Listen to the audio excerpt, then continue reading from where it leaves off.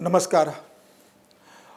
आज मैं अपने इस एपिसोड में आपको भारतीय जनता पार्टी में कितनी महिला मुख्यमंत्री हुई, उसके बारे में एक विस्तृत जानकारी दूंगा और उसके बाद ये बताऊंगा कि रेखा गुप्ता दिल्ली की मुख्यमंत्री कैसे चुनी गई, उसके पीछे किस तरीके से तय किया गया कि रेखा गुप्ता को दिल्ली का मुख्यमंत्री बनाना है। देखिए, रेखा गुप्ता दिल्ली के मुख्यमंत्री का शपथ ग्रहण कर चुकी है।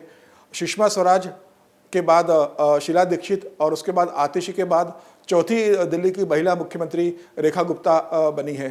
सुषमा स्वराज 46 साल की उम्र में 28 दिन के लिए दिल्ली की मुख्यमंत्री बनी थी। शीला दीक्षित 62 साल की उम्र में 15 साल 25 दिन के लिए दिल्ली की मुख्यमंत्री बनी थी। उसके बाद आतिशी 43 साल की उम्र में 158 दिन के लिए दिल्ली की मुख्यमंत्री बनी थी और अब 51 साल की उम्र में रेखा गुप्ता दिल्ली की चौथी महिला मुख्यमंत्री बनी है। देखिए, भारतीय जनता पार्टी का अगर महिलाओं का मुख्यमंत्री का इतिहास देखें तो 1980 में भारतीय जनता पार्टी का गठन हुआ था। 1980 के बाद भारतीय जनता पार्टी की पहली महिला मुख्यमंत्री सुषमा स्वराज के रूप में 1998 में दिल्ली को मिली थी। 1993 के दिल्ली विधानसभा चुनाव में जो पहली बार विधानसभा का गठन हुआ था, भारतीय जनता पार्टी को बहुमत मिला था। मदन लाल खुराना मुख्यमंत्री बने। मदन लाल खुराना 2 साल 77 दिन मुख्यमंत्री रहे। उसके बाद साहेब सिंह वर्मा को मुख्यमंत्री बनाया गया। साहेब सिंह वर्मा भी 2 साल 225 दिन दिल्ली के मुख्यमंत्री रहे और उसके बाद उनका इस्तीफा हुआ और उस समय सांसद सुषमा स्वराज को दिल्ली का मुख्यमंत्री बनाया गया। सुषमा स्वराज 58 दिन दिल्ली की मुख्यमंत्री रही। उसके बाद विधानसभा चुनाव हुए दिल्ली के, जिसमें भारतीय जनता पार्टी हार गई और फिर शीला दीक्षित दिल्ली की मुख्यमंत्री बनी। भारतीय जनता पार्टी की दूसरी महिला मुख्यमंत्री की बात करें तो 2003 में उमा भारती मध्य प्रदेश की मुख्यमंत्री बनी थी। उमा भारती के साथ शुरुआत से लगातार पार्टी और संगठन के बीच केंद्रीय नेतृत्व के बीच सामंजस्य नहीं बन पा रहा था। केंद्रीय नेतृत्व उमा भारती के कार्यप्रणाली से नाराज था। इसी बीच एक कर्नाटक में उमा भारती के खिलाफ गिरफ्तारी वारंट जारी हुआ, जिसके आधार पर उमा भारती का 228 दिन मुख्यमंत्री बनने के बाद इस्तीफा हो गया। उसके बाद बाबूलाल गौर मुख्यमंत्री बने और उसके बाद शिवराज सिंह चौहान मध्य प्रदेश के मुख्यमंत्री बने। अगर तीसरी महिला मुख्यमंत्री की बात करें भारतीय जनता पार्टी की, तो वह भी 2003 में राजस्थान में वसुंधरा राजे के रूप में मिली थी। 2003 में भारतीय जनता पार्टी को बहुमत मिला। वसुंधरा राजे राजस्थान के मुख्यमंत्री बनी और पूरे 5 साल वह मुख्यमंत्री रही। उसके बाद जब चुनाव होता है तो कांग्रेस की सरकार आती है, अशोक गहलोत मुख्यमंत्री बनते हैं। 2013 में फिर विधानसभा चुनाव होता है, भारतीय जनता पार्टी को बहुमत मिलता है और वसुंधरा राजे फिर मुख्यमंत्री बनती है। 5 साल पूर्ण कार्यकाल वो मुख्यमंत्री के रूप में अपना कंप्लीट करती है। जब चुनाव होता है तो फिर चुनाव भारतीय जनता पार्टी हारती है, कांग्रेस आती है और अशोक गहलोत मुख्यमंत्री बनते हैं। 2023 में जब राजस्थान में फिर भारतीय जनता पार्टी लौटकर आती है तो भारतीय जनता पार्टी वसुंधरा के जगह भजनलाल को मुख्यमंत्री बनाती है। इसके बाद चौथी भारतीय जनता पार्टी की महिला मुख्यमंत्री बनती है, वह आनंदीबेन पटेल बनती है। 2014 में जब प्रधानमंत्री नरेंद्र मोदी गुजरात के मुख्यमंत्री थे, उनके नेतृत्व में जब भारतीय जनता पार्टी लोकसभा का चुनाव लड़ती है, भारतीय जनता पार्टी को पूर्ण बहुमत मिलता है। प्रधानमंत्री मोदी जब मुख्यमंत्री के रूप में गुजरात के इस्तीफा देते हैं तो वह गुजरात में आनंदीबेन पटेल को मुख्यमंत्री बनाते हैं। आनंदीबेन पटेल 2014 से लेकर 2016 तक 2 साल 77 दिन गुजरात की मुख्यमंत्री रहती है। उसके बाद आनंदीबेन पटेल का भी इस्तीफा हो जाता है और वहाँ विजय रूपाणी मुख्यमंत्री बनते हैं। तो उसके बाद आनंदीबेन पटेल गवर्नर बनती है। फिलहाल आनंदीबेन पटेल उत्तर प्रदेश की राज्यपाल है। तो भारतीय जनता पार्टी के अंदर अगर आप देखेंगे तो सुषमा स्वराज के बाद उमा भारती के बाद वसुंधरा राजे के बाद आनंदीबेन पटेल के बाद अब 2025 में रेखा गुप्ता 5वीं महिला मुख्यमंत्री बनी है। देखिए, दिल्ली में जब भारतीय जनता पार्टी को बहुमत मिला और यह तय हुआ कि मुख्यमंत्री अब कौन होगा, तो बड़े दिलचस्प नाम पार्टी ने शॉर्ट लिस्टेड किए थे और जो दमदार थे। रेखा गुप्ता से कई सीनियर लीडर पार्टी के अंदर थे। अगर प्रवेश शर्मा की बात करें तो प्रवेश शर्मा 2 बार के सांसद रह चुके थे। 2014 से लेकर 2019 तक का एक पहला कार्यकाल उनका पश्चिमी दिल्ली से रहा। 2019 से लेकर 2024 तक का उनका दूसरा कार्यकाल रहा सांसद के रूप में पश्चिमी दिल्ली से। उसके बाद 2024 के लोकसभा चुनाव में उनका टिकट काट दिया गया था और शायद उन्हें संदेश दे दिया गया था कि उन्हें दिल्ली विधानसभा चुनाव लड़वाया जाएगा। वह मेहरौली से विधायक भी रह चुके थे। दिल्ली के पूर्व मुख्यमंत्री साहेब सिंह वर्मा के बेटे हैं प्रवेश वर्मा, जाट कम्युनिटी से आते हैं। जाट कम्युनिटी एक प्रभावशाली कम्युनिटी रही है और भारतीय जनता पार्टी के साथ जुड़ी है। हरियाणा में हालांकि जहां जाट प्रभावशाली है वहां भारतीय जनता पार्टी ने मनोहर लाल खट्टर को मुख्यमंत्री बना दिया था, उसके बाद साहिब सिंह सैनी को बना दिया। तो हरियाणा में भारतीय जनता पार्टी ने कोई जाट मुख्यमंत्री नहीं दिया। और राजस्थान में जहां जाट एक प्रभावशाली कम्युनिटी है वहां भारतीय जनता पार्टी ने वसुंधरा के बाद जब भजन लाल को मुख्यमंत्री बना दिया तो वहां भी जाट नहीं दिया।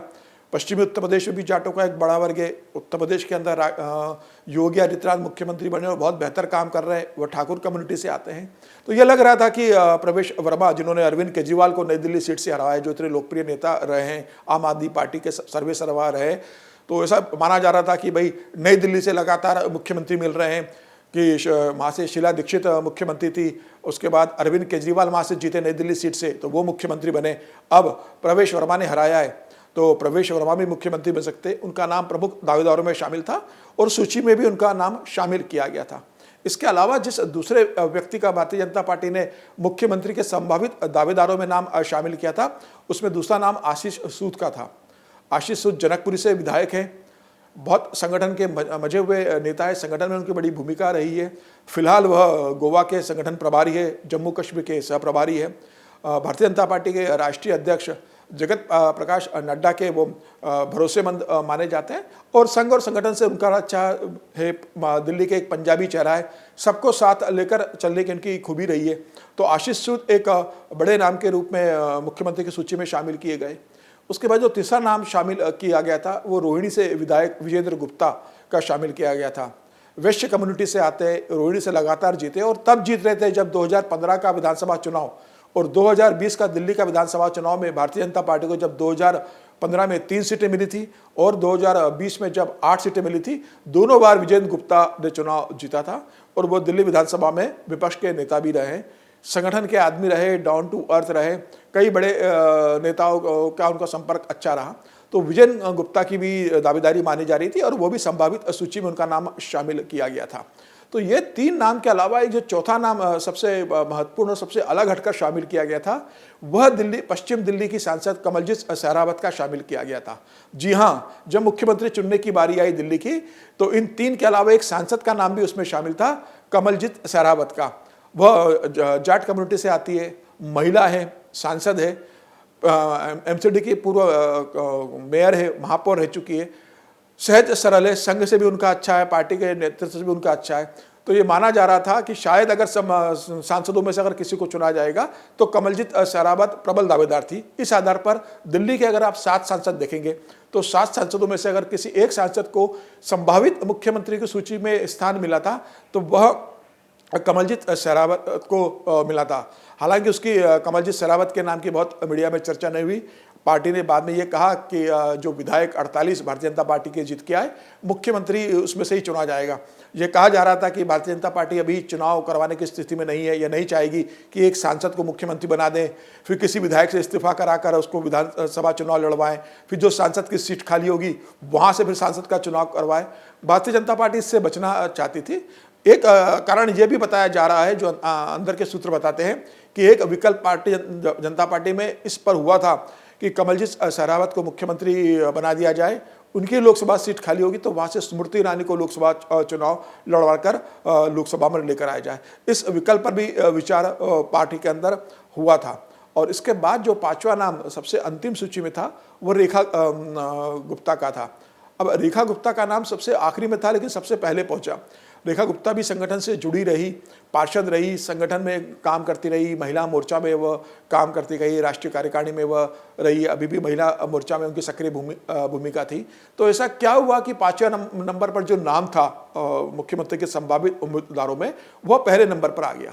देखिए, ये जब 5 नाम संभावित सूची में थे, इस पर जब चर्चा पार्टी में राष्ट्रीय स्तर पर जब हो रही थी, जब BL संतोष भारतीय जनता पार्टी के राष्ट्रीय संगठन महामंत्री, जगत प्रकाश नड्डा भारतीय जनता पार्टी के राष्ट्रीय अध्यक्ष, अमित शाह पूर्व राष्ट्रीय अध्यक्ष और अभी जो गृह मंत्री है और पार्टी के सारे डिसीजन में इन्वॉल्व रहते हैं, इन लोगों ने जब बैठक की, इस बैठक में चर्चा के बाद 2 नाम फाइनल किए गए। एक प्रवेश वर्मा का और रेखा गुप्ता का नाम फाइनल किया गया। यह 2 नाम जब प्रधानमंत्री मोदी अपने 2 दिवसीय दौरे पे फ्रांस और अमेरिका के दौरे के बाद जब दिल्ली लौट कर आते हैं तो अमित शाह, जगत प्रकाश नड्डा और संगठन महामंत्री के साथ प्रधानमंत्री नरेंद्र मोदी की बैठक होती है। इस बैठक में प्रधानमंत्री मोदी के सामने पूरी सूची रखी जाती है और बताया जाता है कि संभावित दावेदार कौन कौन हैं और इनका क्या बैकग्राउंड है। प्रधानमंत्री मोदी सबकी सुनते हैं। उसके बाद प्रधानमंत्री मोदी कहते हैं कि पार्लियामेंट की बैठक में अपन इस पर चर्चा करेंगे। जब 20 तारीख को जब मुख्यमंत्री का शपथ ग्रहण होता है, उसके पहले जब पार्लियामेंट्री बोर्ड की बैठक होती है एक दिन पहले 19 तारीख को, विधायक दल की बैठक के पहले, जब विधायक दल की बैठक शाम को 7 बजे होती है, उसके पहले सुबह 11 बजे पार्लियामेंट्री बोर्ड की बैठक होती है। उस बैठक में सभी मेंबर पार्लियामेंट्री बोर्ड के एक प्रस्ताव रखते हैं कि दिल्ली के मुख्यमंत्री के चयन का पूरा अधिकार प्रधानमंत्री नरेंद्र मोदी को दिया जाता है। प्रधानमंत्री मोदी जिसका नाम तय करेंगे उसे दिल्ली का मुख्यमंत्री स्वीकार किया जाएगा। पार्लियामेंट्री बोर्ड की बैठक खत्म हो जाती है। प्रधानमंत्री नरेंद्र मोदी उस समय संघ का जो दिल्ली में झंडे वाले में नया कार्यालय बना है, वहाँ संघ के सारे पदाधिकारी रहते हैं। नरेंद्र मोदी जी संघ के एक राष्ट्रीय पदाधिकारी से फोन पर बात करते हैं जो काफ़ी वरिष्ठ है और उनसे दिल्ली के मुख्यमंत्री को लेकर राय पूछते हैं। प्रधानमंत्री जब मोदी संघ के वरिष्ठ से राय पूछते हैं तो वहाँ से रेखा गुप्ता का नाम आता है और कहते हैं कि भाई रेखा गुप्ता उनके स्वाभाविक और पहली पसंद है। बाकी प्रधानमंत्री मोदी जिसे मुख्यमंत्री के रूप में चयन करेंगे वह संघ को भी स्वीकार होगा। प्रधानमंत्री मोदी भी चाहते थे कि दिल्ली में कोई महिला मुख्यमंत्री बनाया जाए। देखिए, अगर एनडीए का अगर आप देखेंगे, भारतीय जनता पार्टी और एनडीए का, तो 21 राज्यों में सरकार है, लेकिन किसी भी एनडीए और भारतीय जनता पार्टी के शासित राज्य में कोई भी महिला मुख्यमंत्री नहीं है। भारतीय जनता पार्टी को लग रहा था कि भाई कोई महिला मुख्यमंत्री देंगे तो एक संदेश जाएगा कि प्रधानमंत्री मोदी ने महिलाओं के लिए 33% सीटें रिजर्व करने का बिल लोकसभा में लेकर आए, लोकसभा चुनाव, विधानसभा चुनाव में, जो 2029 के लोकसभा चुनाव से लागू होगा। तो भारतीय जनता पार्टी क्यों महिला मुख्यमंत्री नहीं दे पाई अभी तक अपने किसी राज्य में। प्रधानमंत्री मोदी महिला सशक्तिकरण की ओर बहुत ध्यान देते हैं और प्रधानमंत्री मोदी हमेशा आउट ऑफ बॉक्स सोचते हैं। प्रधानमंत्री मोदी को ये बात महसूस भी होगी कि किसी भी राज्य में, भारतीय जनता पार्टी के किसी भी राज्य में कोई महिला मुख्यमंत्री नहीं है और कोई भी दलित मुख्यमंत्री नहीं है। तो प्रधानमंत्री मोदी को लगा कि रेखा गुप्ता को अगर वो मुख्यमंत्री बनाते हैं तो 2-3 संदेश जाएंगे। एक तो महिला मुख्यमंत्री का संदेश जाएगा, दूसरा कैडर बेस्ड नेताओं का सिलेक्शन पार्टी करती है मुख्यमंत्री के रूप में। रेखा गुप्ता भारतीय जनता पार्टी के संगठन से जुड़ी रही, दिल्ली विश्वविद्यालय के छात्र संघ से जुड़ी रही, संघ के साथ जुड़ाव रहा है, अखिल भारतीय विद्यार्थी परिषद के साथ जुड़ा रहा है, महिला मोर्चा में सक्रिय रही है और लंबे समय तक दिल्ली की राजनीति में संगठन से निकली है। कोई पारिवारिक पृष्ठभूमि ऐसी नहीं रही कि अपने पिता के कारण वह राजनीति में सक्रिय हुई है। तो प्रधानमंत्री मोदी ने जो आह्वान किया था कि भाई भारतीय राजनीति में कम से कम 1 लाख लोग ऐसे आने चाहिए जिनका कोई राजनीतिक पृष्ठभूमि नहीं हो। प्रवेश वर्मा के साथ सबसे बड़ी समस्या ये थी कि वह साहेब सिंह वर्मा के बेटे थे। अगर उन्हें मुख्यमंत्री बनाया जाता तो एक संदेश जाता कि भाई दिल्ली की जो मुख्यमंत्री रहे उन्हीं के बेटे को दिल्ली का मुख्यमंत्री बनाया गया। जो प्रधानमंत्री मोदी कहते हैं कि परिवारवाद के बाहर पार्टी को सोचना होगा, नए नेतृत्व को आगे लाना होगा, तो यह सिर्फ कोरी बातें हैं। पार्टी ने भी साहेब सिंह वर्मा के बेटे प्रवेश वर्मा को मुख्यमंत्री बनाकर वंशवाद और परिवारवाद की राजनीति को आगे किया है। प्रधानमंत्री यह संदेश देना नहीं चाहते थे। रेखा गुप्ता महिला थी, वैश्य कम्युनिटी से आती है। अरविंद केजरीवाल भी उसी कम्युनिटी से आते हैं, वैश्य समुदाय से। और इस दिल्ली विधानसभा चुनाव में वैश्य कम्युनिटी ने बहुत अच्छा मतदान भारतीय जनता पार्टी के पास किया है। हालांकि वैश्य कम्युनिटी पूरे भारत में भारतीय जनता पार्टी का एक बड़ा वोट बैंक रहा है। इसी आधार पर रेखा गुप्ता और विजेंद्र गुप्ता का नाम भी चर्चा में था, लेकिन फिर महिला होने का, संगठन का अनुभव होने का और एक महिला मुख्यमंत्री बनानी थी, तो रेखा गुप्ता पर प्रधानमंत्री मोदी ने मुहर लगाई। और जब सुबह पार्लियामेंट्री बोर्ड की बैठक होती है और शाम को जब विधायक दल की बैठक के लिए 2 केंद्रीय पर्यवेक्षक, पूर्व कानून मंत्री के मोदी सरकार में मंत्री रहे रविशंकर प्रसाद और हरियाणा में मंत्री रहे ओपी धनखड़, जब केंद्रीय पर्यवेक्षक के रूप में विधायक दल की बैठक में जाते हैं, तो बैठक में जब वो जाते हैं तो उन्हें एक फ़ोन कॉल आता है और उस फ़ोन कॉल पर उनको बता दिया जाता है कि रेखा गुप्ता को मुख्यमंत्री के रूप में चुनाव करना है। रेखा गुप्ता का नाम होने के बाद जब विधायक दल की बैठक होती है तो उस बैठक में रविशंकर प्रसाद रेखा गुप्ता का नाम की घोषणा करते हैं और रेखा गुप्ता के नाम पर मोहर लगती है।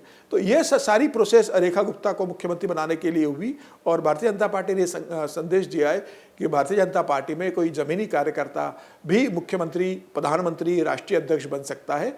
रेखा गुप्ता उसी एक कड़ी में अगला नाम है। और अब भारतीय जनता पार्टी और एनडीए मिलाकर जितने राज्य है 21 जहां वो राज्य कर रहे हैं, महिला मुख्यमंत्री आ गई है। अब ये देखना हुआ कि रेखा गुप्ता का कार्यकाल कैसा होता है। रेखा गुप्ता बहुत बेहतर अगर प्रदर्शन करेगी, प्रधानमंत्री नरेंद्र मोदी की उम्मीदों पर खरा उतरेगी, संघ और संगठन की उम्मीदों पर खरा उतरेगी, सबके साथ सामंजस्य बनाकर चलेगी, जो जनता से वादे किए है प्रधानमंत्री मोदी ने उन्हें जमीनी स्तर पर उतारने में बहुत अच्छा प्रदर्शन करती है, तो मुझे लगता है रेखा गुप्ता पूरे 5 साल मुख्यमंत्री रहेगी। और हो सकता है कि आने वाले दिनों में हम ये कहें कि रेखा गुप्ता ने शीला दीक्षित का जो 15 साल और 25 दिन का मुख्यमंत्री बनने का लगातार रिकॉर्ड था वो तोड़ा है। अब ये देखना होगा कि रेखा गुप्ता पूरे 5 साल मुख्यमंत्री रहती है, फिर उसके बाद अगला विधानसभा चुनाव उन्हीं के नेतृत्व में होता है, या ऐसी परिस्थितियां बनती है कि दिल्ली विधानसभा चुनाव के पहले अगले या अगले लोकसभा चुनाव के पहले रेखा गुप्ता को हटाकर कोई और मुख्यमंत्री बनाया जाता। मुझे फिलहाल इसकी संभावना कम लग रही है। रेखा गुप्ता भी इस बात को जानती है कि उन्हें इतनी बड़ी जिम्मेदारी पार्टी ने दी है, प्रधानमंत्री मोदी ने उन पर भरोसा करा है, संघ और संगठन ने उनके ऊपर भरोसा किया है, तो उन्हें परफॉर्म करना पड़ेगा। और पहले दिन से वह जिस तरीके से कैबिनेट की बैठक के बाद काम में जुट गई है, यमुना की सफाई जिस तरीके से भारतीय जनता पार्टी के एजेंडे में था शुरू हो चुकी है। पहले ही दिन वह नर्मदा यमुना की आरती में पहुंची थी यमुना के घाट पर। तो मुझे लग रहा है कि यमुना की सफाई देना, महिलाओं को 2500 रुपये देना, जिसकी उन्होंने घोषणा करी है कि वह 8 मार्च को महिला दिवस पर खाते में डाल दिए जाएंगे, यह सब चीज़ें उनके सामने है कि वो कैसे पूरा करती है। फिलहाल रेखा गुप्ता को बनाकर भारतीय जनता पार्टी ने एक संदेश देने की कोशिश की है कि महिलाओं का भी भारतीय जनता पार्टी में सम्मान होता है। अगर वो कार्यकर्ता है, संगठन, संघ और विचारधारा के साथ प्रतिबद्ध है तो किसी भी बड़े पद पर पहुंच सकते हैं। रेखा गुप्ता का चुनाव इसी आधार पर हुआ है। अब यह निर्भर रेखा गुप्ता पर करता है कि वो प्रधानमंत्री मोदी के भरोसे को किस ऊंचाइयों तक लेकर जाती है। तो अब भारतीय जनता पार्टी को 5वीं महिला मुख्यमंत्री मिल चुकी है। आज हमने इस टॉपिक पर बात की। अगले वीक में किसी और टॉपिक पर आपके साथ इनसाइट के साथ उपलब्ध होऊंगा। तब तक के लिए नमस्कार। अमर उजाला जीवांजलि के सारथी की मदद लें और महाकुंभ में स्नान जरूर करें।